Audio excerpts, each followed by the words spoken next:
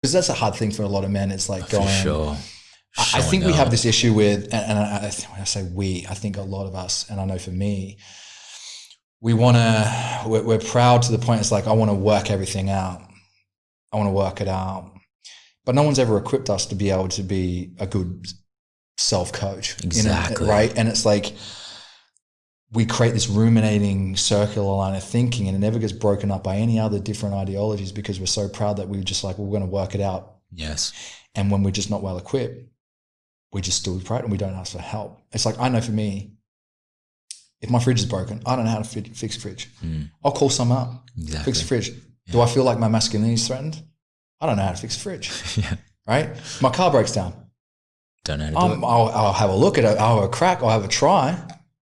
I could probably work it out over 3 years if we're going to do an apprenticeship, or I can go and ask someone to help it. If this other thing over here, it's like, there's so many things that we're quite comfortable to go, but when it comes to that and seeking help with that aspect, yes, it's like we're just, a lot of men just super rigid. And I kind of think of it in a way, and this is the way that I look at it, that's kind of helped me be able to be accepting of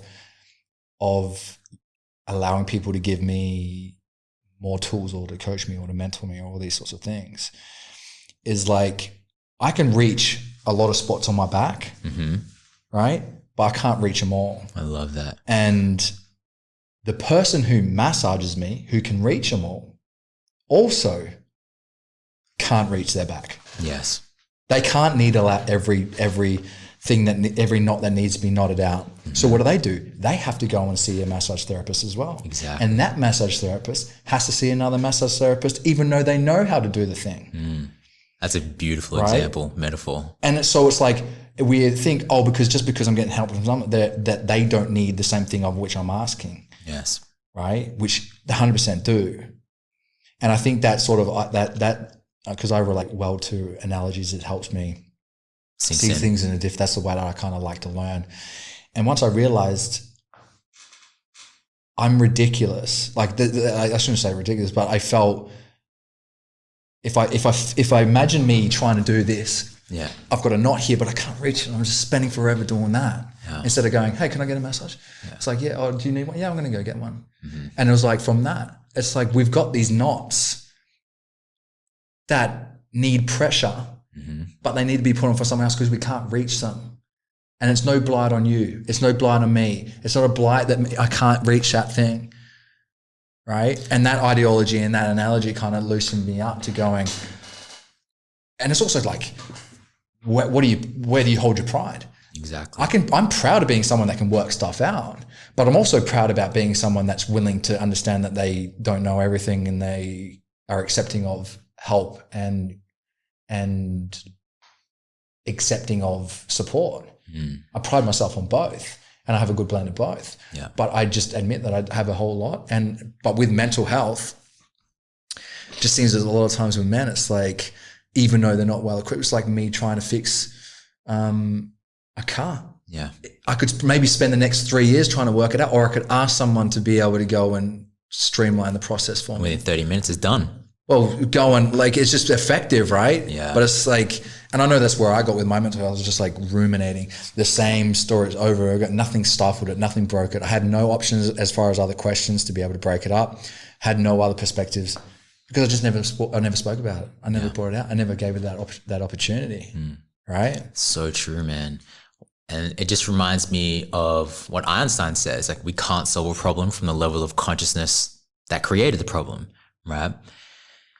And a lot of us all of us are doing the best that we can from the level of awareness that we're at, the tools that we have available to navigate that situation, and our own emotional wounds and trauma that we're carrying around. And that's the same thing with our parents and their parents and our great grandparents, and the list goes on. And all of that's getting passed down to the point now we're here, and there's this thing that's going on. We didn't get taught, hey, Ben, when you have like this emotion that shows up, when that happens, here's what you do. We didn't get that. We didn't get taught that from our parents, or 99.9% of us probably. And in school, we didn't get taught that as well, like how to regulate our emotions, emotional intelligence, and because we didn't get taught that, by default, we might turn to porn, sex, food, phone, like whatever it might be, right? Netflix. And again, nothing wrong with drinking alcohol. It's about the intention and the space that it's coming from. That's the whole entire thing.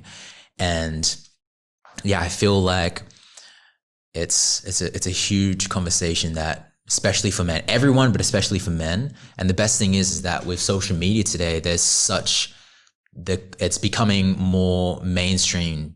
Like, so many people now know what it means to be when you're getting gaslighting. There's all these terms that are coming out it's becoming more common knowledge. Inner child work, shadow work. Before, without social media, that wasn't going on. Now you don't even have to get on a phone with someone. Like, some people, it's death to actually speak to someone on the phone. You can text someone. You can be anonymous right now. You can go on Google and you can get all this help. So you can physically reach out to someone, or you can just Google certain things on how to move through your emotions. The help is there.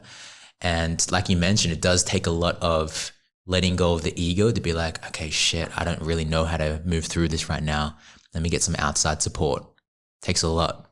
But at the same time, it doesn't take a lot if you really think about it, you know? Yeah. I think there's like a synchronicity between, with what you just touched on, as far as like being able to show empathy in other people, and assuming like, I wouldn't, with what happened and they experienced, I wouldn't have been able to show up any differently or any better had I lived the exact same set of experiences.